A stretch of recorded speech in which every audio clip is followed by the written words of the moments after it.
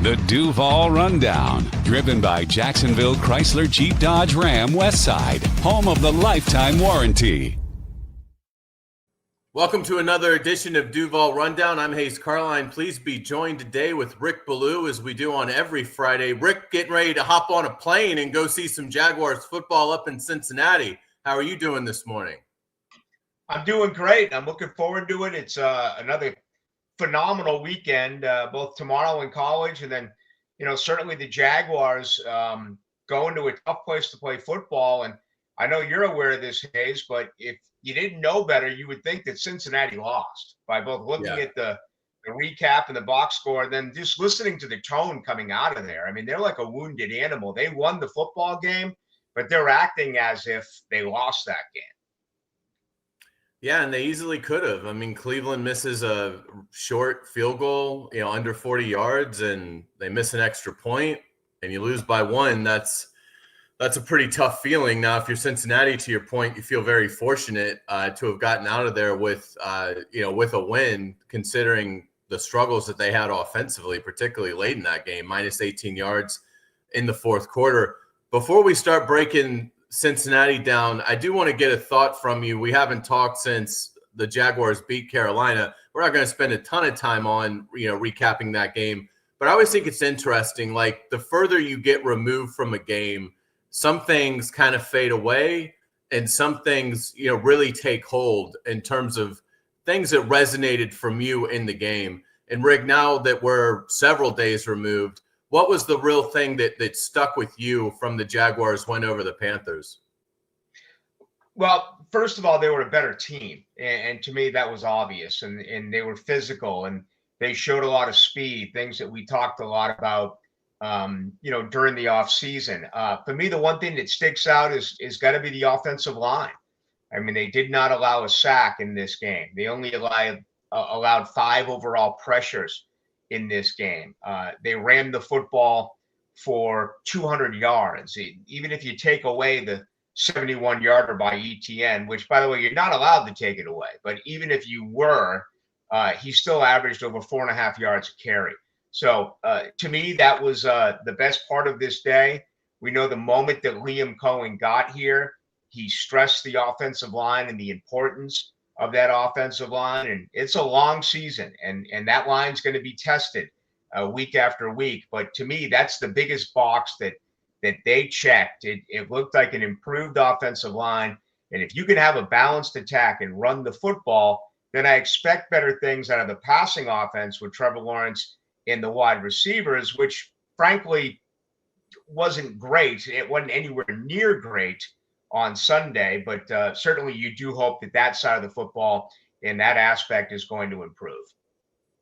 Yeah, on into the night, you've been talking about something for a while now, and not hitting the panic button, but just making fans aware, and it continues to sort of take shape, unfortunately, and that's a lack of, really, it seems like, connection between Trevor Lawrence and Brian Thomas Jr. Now, he did have the touchdown run, but in terms of the Lawrence to Thomas connection through the air, it really hasn't been fantastic since the start of camp. No, and, I want to believe that is eventually going to work out, but it hasn't. It didn't. You and I were at every one of those training camp practices, the Miller Electric Center. Every day I came back, I found myself talking about a Brian Thomas drop. And, one day, or, not being on the same page with Trevor Lawrence. I think it's fair to say, for those who were out there like us and watch practice every day, that, Parker Washington, Travis Hunter, and Diami Brown were farther ahead than Brian Thomas. If you look at being on the same page and the connection, it just felt off with Brian Thomas Jr. And, 1 of 7. Now, he had a drop on a screen, and there was another one on the sideline that I thought that, Brian Thomas at his best should have made that play. But there were also 3 times, Hayes, where Trevor Lawrence had Thomas Jr. open and he missed him. So this isn't 100% on Brian Thomas Jr. This is on Trevor Lawrence as well. And again, it's good enough for week 1 against Carolina. But if you're trying to tell me that he's going to have one reception this Sunday against the Cincinnati Bengals, one reception on 7 attempts, then Jacksonville's in a lot of trouble. Yeah, I would agree. And again, it's not like hitting the panic button. I mean, but it is worth noting that it hasn't been particularly strong. I do think it picks up. I think it probably picks up Sunday. You know, I would imagine the chance to not necessarily go against, but be playing in the same game as Jamar Chase, T. Higgins to a lesser degree, and certainly Joe Burrow from Trevor's perspective. I mean, I'm sure there's going to be an extra edge to them beyond even the fact that it hasn't, you know, the connection hasn't been maybe as pristine as we would have expected. So I am anticipating them playing better and being more productive Sunday in Cincinnati. But if it doesn't happen, if it is 7 targets, 1 catch, something like that, then I think you it's fair to start kind of pressing the panic button a little bit on it. Yeah, I don't think there's any doubt. And, you know, I'm a believer. I still think he's the best player on this football team, in my opinion, Brian Thomas Jr. But that is something that they absolutely have to be fully aware of this, and they're trying to do what they can. I think what I like is he was open at times, and Trevor missed him. If this was one-sided where he's not getting open or he's dropping a lot of balls, which he has, if you look at practice, then yeah, that would really be a concern. Then you'd be looking at Brian Thomas Jr. and say, what's going on here? But no, it's almost 50-50 that Trevor has also missed him. So, you know, I still think it's going to work out. You're talking about 2 very talented guys who are, you know, Trevor missed a lot of time last year. I think that affected him. Mac Jones, really the only positive thing that maybe you can say about him from last season is that he was effective in his, you know, passing to catching relationship with Brian Thomas Jr. I think that he's going to snap out of it, and both are for that, you know, for that part of what is going on. But I just don't see it happening immediately. I think it's going to be a gradual growth for these 2. And like you mentioned, anytime you run it for 200 yards, well, then obviously that buys you a lot of slack in terms of everything else in the offensive operation. I think they have a chance to have another productive day on the ground. How do you kind of view this ground game, and how do you view it beyond the Tanks Bigsby trade? How do you think Liam Cohen will deploy his now 3 running backs instead of 4 guys that are up? Well, that's going to be a blast. I mean, we sat here last Friday and talked about, you know, I mentioned Allen Jr. Would he actually be out there on 3rd down? And he was. So, you know, it feels like he's their 3rd down back. But with Tank Bigsby, he could not catch, and he was suspect in pass protect. I think now you're really going to start to see this football team, you know, lean on Travis Etienne, and then Tutin's going to get his opportunities. They absolutely love Tutin. And, you know, if I was to put 7 out there right now, 7 touches for him coming up on Sunday, would you take it? I have to believe now that he becomes part of the game plan. Obviously, Etienne is going to get a lot of carries, and he's going to be the guy who's going to get it early on. But I wouldn't be surprised at all if maybe 3rd series, 4th series, all of a sudden you look up and you see Tutin's out there on 1st and 10 when the Jaguars do get the football. They love him in that building, and he does everything. I mean, they really believe that he's the future as far as the guy that is going to be their running back. I still have a tough time believing, regardless of how successful Etienne is this year, that he comes back. It's not necessarily on him. It's more on the position of being a running back. They're going to go with youth. They may draft another running back next year if Jackson doesn't improve the way they want to. So, you know, I'm thinking, Hayes, I'm thinking 6, 7 carries by Tutin. And you know what? If they get a lead and they're doing what they do best and are controlling the offense, then, you know, that could increase. But I'm looking at this as a 1-possession football game. So putting a rookie out there in that situation is going to be a lot of fun to watch. We've talked about for years about a lack of edge. I've heard you talk about it on Into the Night, in regards more to the offensive line. And the offensive line, to your point, performed very well against Carolina. But I'll tell you, a player that really seems like he has brought an edge is Brenton Strange. I mean, what he did against Carolina, I mean, he looked like Leatherface out there. I mean, just slaughtering guys. What kind of presence can he provide in that street fight, edge, toughness, kick the hell out of you kind of mentality that the franchise has lacked for many years? There's no doubt. And, some of those blocks went viral. They were absolutely sensational. He's always been a very good blocker. I think Pro Football Focus, I have to believe he was far and away number one last year as far as blocking compared to anyone, on that offensive line. But he's so solid there. And, I think when the Engram was let go, people were like, oh, Brenton Strange, what is he going to do?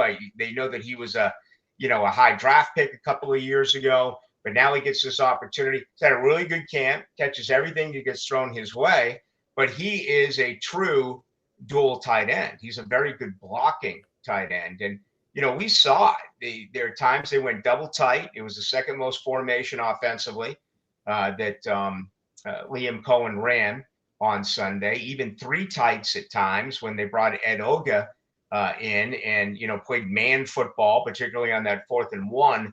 But yeah, I think he is right now perhaps the most underrated player on this football team. Let's say he's stolen that now from Foye Oluokun, who's, really on the cusp of being a superstar. He deserves to be acknowledged for what he is doing, on a week-to-week basis and starting off 5 days ago by getting the AFC Defensive Player of the Week. But yes, Brenton Strange is he's on the verge of really, making that move into a guy that we can say, if you look at positions, how many Jaguars are in the top 10 of their positions? Josh Hines-Allen, maybe Trayvon Walker. I don't know. Is there anyone on the offense in top 10? I want to believe Brian Thomas Jr. is. We just had a conversation. Right. He hasn't shown it yet. He did a year ago. But I think Brenton Strange is next up. I think he's entering, that category. Yeah, without a doubt. Before we flip it to the defensive side of the ball, I want to get your thoughts on Travis Hunter's usage and Hines-Allen and Walker in this pivotal game against Joe Burrow in Cincinnati. But before we do that, let's hear from the sponsor. I'm Rick Ballou, Jacksonville Chrysler Jeep Dodge Ram Westside, proud partner of the Jaguars. Drive with confidence. Every new vehicle comes with our exclusive lifetime warranty. 7030 Commonwealth Avenue or online at jackswest.com. So, Rick, as we start to look closer at Cincinnati, obviously it starts with Burrow. Travis Hunter didn't play a lot of defensive snaps against Carolina. That could have been because of the matchup and the problems that Carolina presents. Cincinnati, it's a totally different challenge. What are your expectations for Travis Hunter defensively Sunday in Cincinnati? Certainly a lot more than 6 snaps. No doubt about it. And, again, I think it's a deal where he didn't play a lot defensively, but I think you can look at one another as a coaching staff and kind of say, okay, we didn't have to use him today there. And that changes. You're going to be taking on a football team offensively that is really angry. As you pointed out at the top, minus 18 yards in the 4th quarter. Jamar Chase had 3 receptions in this football game. So, him and Higgins are going to get ready to go off. And I think this is the game that, you got to take Travis Hunter and you've got to put him against one of those wide receivers and certainly ask him to help out. Now, I don't know if they're going to give him a whole series. I don't know if they're going to bring him in on 3rd down. I don't know how this is going to work. And again, this is such a new thing, not only for Jacksonville, but for the NFL. There are no trends. It's only people who have opinions on what should happen. We don't know. And I think this has to be constantly fluid, Hayes, which to me sounds difficult, but I don't think it is for Travis Hunter. I mean, he was asked all these questions yesterday down at the Miller Electric Center And I went down and had an opportunity to talk with him and other players on Thursday. He's unbothered by this. I mean, he's not frazzled at all. So he's human. He's going to give up receptions. He did against, T-Mac a week ago, but I want to see it. I want to see him go up, against these talented wide receivers. I still think if you were to just throw it out there, to me, he's a better corner than a wide receiver. And we all saw him in camp. He had 6 receptions on Sunday. They were short ones, but he's a very talented wide receiver. I still think when it's all said and done, he's a better DB. I think this is the game where they're really going to use him. So I wouldn't be surprised if it's in the teens. I was always lower than most when we were talking about snaps that he would play on the defensive side. I remember saying that I thought he'd play about a dozen a game. Well, he played half that last week. I think we'll increase that this week. I'm looking at maybe, 17, 18 snaps on the defensive side coming up for Travis Hunter against the Bengals. How about you?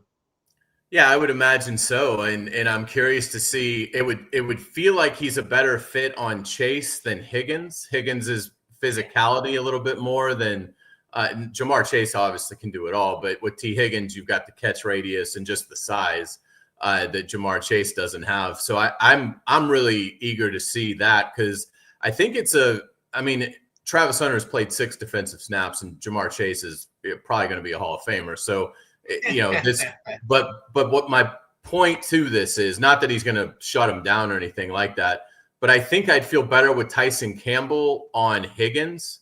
And again, not that they're always going to be matched up against, they're not going to travel necessarily, but I do think the matchup for the Jaguars, I would put Hunter on Chase as much as I could. And obviously that's a very tall order in your second game when you basically didn't play much defense in the first game. But hey, if he's an extraordinary talent, which they obviously believe that he is, then, you want him to have that litmus test right away. So I'm really excited to see that. Anthony Campanile, I thought, called a great game against Carolina. Some blitzes that really bothered Bryce Young. They got 3 takeaways, which was astronomical compared to how ineffective the defense was last year at getting takeaways under Ryan Nielsen. As you look at defending Joe Burrow, do you blitz this guy? Because it just seems like if you do that, you're just begging to be burned. But obviously, if you give him a ton of time in the pocket, then he's going to exploit that as well. So if you're Campanile, do you hope that Hines, Allen, Walker, your front 4 can give you that natural pressure and you don't have to blitz? Or do you think if you're the Jaguars, you got to come after this guy and take your chances? I've asked a lot about that this week, about blitzing, including Mark Duffner I had a conversation with, who spent the last 6 years in Cincinnati as their associated defensive assistant. And it's almost like when you blitzed Brady or you blitzed Manning, he's going to kill you. I mean, you cannot blitz Joe Burrow. If so, it's got to be as exotic as you've ever seen and maybe surprise him. But he's so good at recognizing that if you do that, that's going to leave someone wide open. Now, Cincinnati really struggles on that offensive line. They only had 3 sacks, but they allowed a ton of pressures. And they're without Lucas Patrick went out as their starting right guard. He's on the IR. They're starting a rookie at left guard, and their right tackle right now is not 100%. So can they get home with 4? Yes, I really think they can. So quite a bit of stunting last Sunday. Edge the tackle, tackled the edge.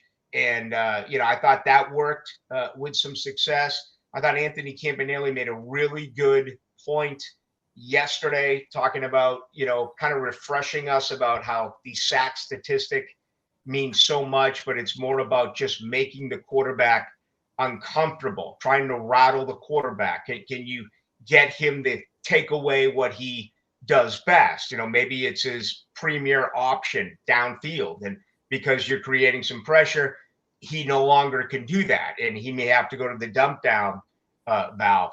Really blown away yesterday by Eric Murray in the Miller Electric Center. I asked him about Joe Burrow, and we're all aware of the fact that Burrow does not have 2 poor offensive games in a row.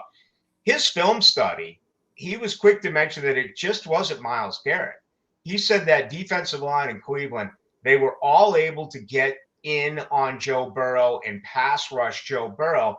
So Eric Murray seems to believe that he thinks his teammates, that defensive line, is going to be able to create some havoc. And if that is the case, then that makes things much better for the back seven. So this is going to be such a fun game to watch, such an interesting game to watch, because you're going to learn so much about the offense and the defense. It's a great early test for the Jaguars, but there's you cannot blitz Joe Burrow. No, that's something that, again, I asked, and everyone that gave me the answer was the same. It says, no, don't even try doing it.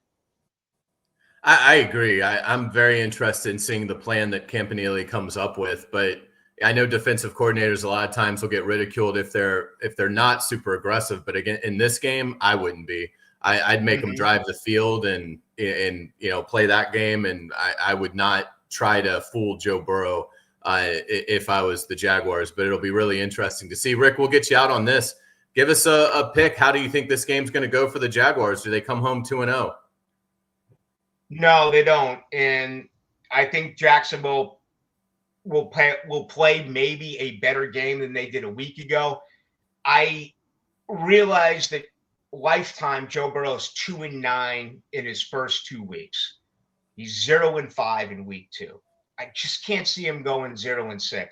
I'm a numbers guy. I look at trends. I look at it. That's the one thing that sticks out to me. Is Joe Burrow really going to go 0-6 in his career in the second Sunday of the NFL? Plus, it's a home opener. Zach Taylor must have gotten this from press, but he's yelling at the fans, get in 15 minutes for the game. We need you, all of that. I think it's going to be a really good football game. I think it's going to be a one-possession football game. But I'm looking at a 27-24 Bengals victory over the Jaguars. Sounds good. Well, Rick, we certainly appreciate it, and we'll look forward to talking with you Sunday morning. You'll be up in Cincinnati, and appreciate you joining us on the kickoff show to give us some thoughts from on the ground in terms of weather and things like that, and just the overall vibe. But yeah, like you said, Cincinnati's home opener. It's going to be, you would think, a difficult environment for the Jaguars to have to combat, but excited to see how they do it. Rick, thanks so much, and have a safe trip up to Cincy. Thank you. Everyone out there, have a great weekend. Yeah, absolutely. We'll be back on Monday with Frank Frangie on Duval Rundown. Until then, go Jaguars, and we'll see if they can get back to town 2-0 with a monster game against Houston up in week 3. Thanks for watching Duval Rundown. Take care.